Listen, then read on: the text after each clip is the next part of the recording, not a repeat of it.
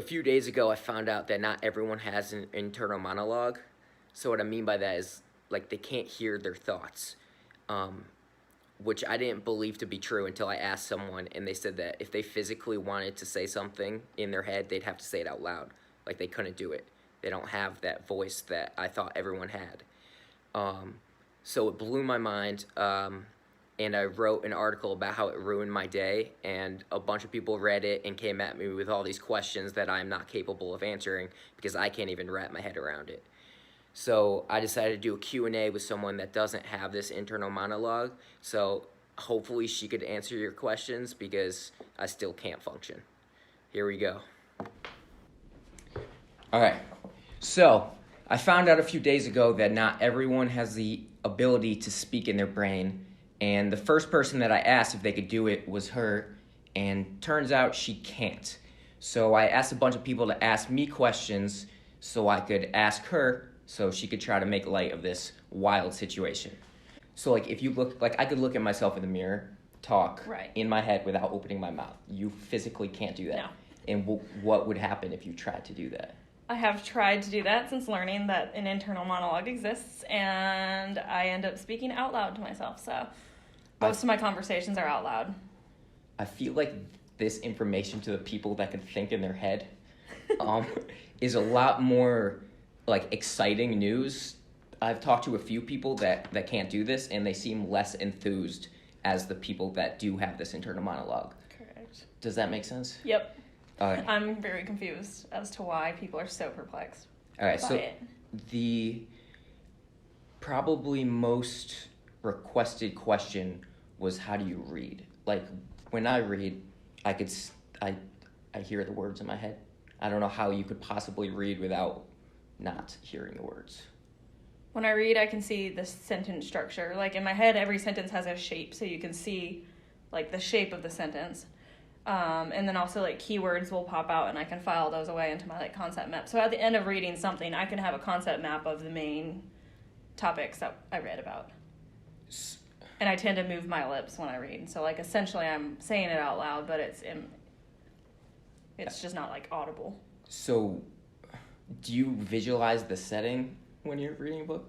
No, it's not like images. It's just the words. So do you like reading like fiction books, like where you have to put yourself in a situation? I never really enjoyed reading. At and all? I think maybe that's why. Like I can see the story plot. Are you a fast reader? Yes, very fast reader. We could have a 100-question test. She's done when I'm on question 12. I'm not even kidding. It is superhuman. It's not fair. How do you know what you're thinking if there's no words? Because I can see it. I think that's why this whole thing is going viral, is because people like me can't understand how you get through a day without talking to yourself. I don't know. I just feel like the information is in there, and I can pull it forward if I wanted. Like it's all just like it's like files. There's categories of information in my head, and I can pull them to the front if I need them. But I feel like I could do that. Like if I'm studying, I could like pull things out. But just like if I'm sitting and like I have a thought, or someone is like walking by and I have a thought about that person, I'm like talking to myself about that. Does that not happen to you? no. If I have a thought, normally I say it out loud.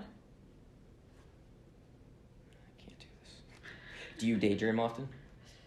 No, never. Hardly ever.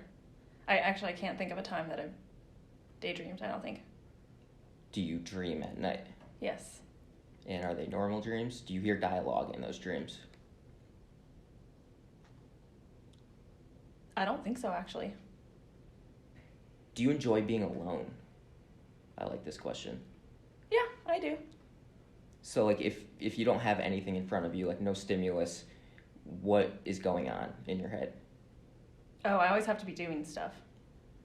Like if I'm alone, I'm cleaning, I'm cooking, I'm like watching Netflix, I'm studying. But I hardly ever I don't just sit there alone. Do you have any theories on this yourself? / do you even care? I don't It really seems care. like This feels really normal to me. I can't even do this because I can't wrap my head around this. But she is so nonchalant about it, it makes me uncomfortable. I don't You just I don't get it. I don't know. It's just my everyday life, so I just do it. I do, like, if I'm laying in bed at night, like, I have trouble getting to sleep because I can see, like, lists of things I need to do. And in order to make them go away, I have to go write them down. That's actually one of the questions. Do you fall asleep easily, like quickly, or No. is it harder to fall asleep? Harder to fall asleep. Because I think I'm being almost visually stimulated when like even my eyes are closed. I can't shut it out. Yeah, I feel like for me, that voice is just constantly talking, and that makes it also very difficult to sleep. And that's why I feel like a lot of people that are in my situation also think that, like, they wish they could shut it off, and they're kind of jealous of your situation. But then again, we don't know what's going on in your head at all, so it could be even worse. So I feel like the conversations you're probably having in your head are what I'm seeing in my head. Yeah. Do you get anxiety?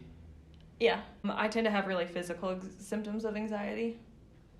So it's less, I think, of a mental, like, I don't really feel like I am anxious until I realize that, like, my hands are shaking or I feel really nauseated or kind of more like physical symptoms of anxiety. A bunch of people actually messaged me, and they said that most of the people that don't have this internal monologue are bilingual and speak multiple languages. Do you speak multiple languages, or no? Were you just good at, like, high school language, whatever you took? Yeah, I was really good at high school language. I took 2 languages, and I know a little bit of 2 other languages. So I love language. I actually wanted to go into linguistics at one point in my life. That's interesting.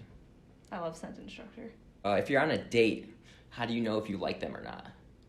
You still feel stuff. You still feel it? We still feel. You're not, like, judging them, like, looking at them and be like, why would they wear that shirt? Or why does he keep talking, I think and why won't he shut up? I think the things that you have in your head are probably more of, like, the like check boxes in my head. So, like, certain things will be like, yep, or like, nope. I can't do this. When you're typing a sentence, like if you're writing a paper for school, how do you write a sentence if you don't think about, like, how you're going to phrase the words? Because they connect. They just It's the sentence. So they connect. If there's a noun, it's followed by a verb. If there's, and then but, like, it's all about the structure and the shape of the sentence. So and also I read my papers aloud, or I'll speak them out loud as I'm typing them, and then I'll go back and I'll change maybe the sentence structure so that fits a better shape. Like, I don't know how to describe the shape of a sentence, but when I write, I have thoughts, and I write down what I think. So I can't comprehend how you could possibly just make a sentence without having, like I don't know. I have, like, an outline and a flow of where I want the paper to go. So from start to finish, I know exactly what I'm going to say, but not specifically word for word. I'll just start writing to make it say what I want it to.